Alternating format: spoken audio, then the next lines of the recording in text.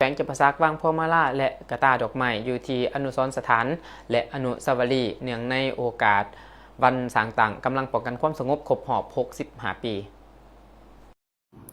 ตอนเช้าของวันที่7 เมษายนนี้การนำผักลัดแขวงจำปาสักได้เข้าวังพวงมาลาอยู่อนุสาวรีย์นักรบนิรนามและนำเอากระตาดอกไม้เข้าวางอยู่อนุสรณ์สถานประธานไกรสอนพรหมวิหารเนื่องในโอกาสเฉลิมฉลองวันสางต่างกำลังป้องกันความสงบประชาชนครบรอบ65 ปี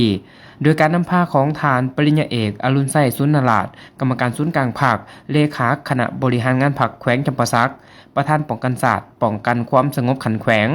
ฐานสุขสวรรค์วิเลวงศ์ประธานคณะกรรมการปกครองแขวงพร้อมด้วยคณะนำของแขวงคณะนำของเขตการเมืองเศรษฐกิจวัฒนธรรมสังคม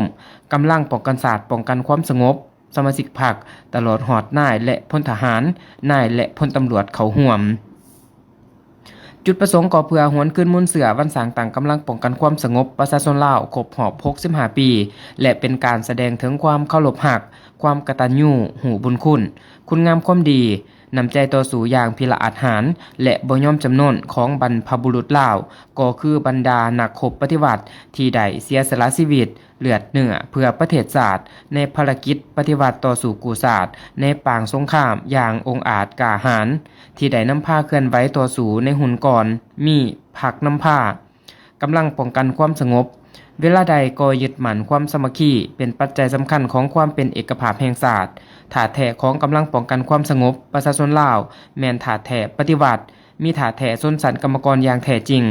มีความบริสุทธิ์ต่อการปฏิวัติต่อประเทศชาติมีระเบียบแบบแผนที่เข้มงวดและเด็ดขาดเพื่อสืบต่อภารกิจการปฏิวัติและเฮ็ดสำเร็จ2 หน้าที่ยุทธศาสตร์ก็คือปกปักรักษาและสร้างสรรค์พัฒนาประเทศชาติ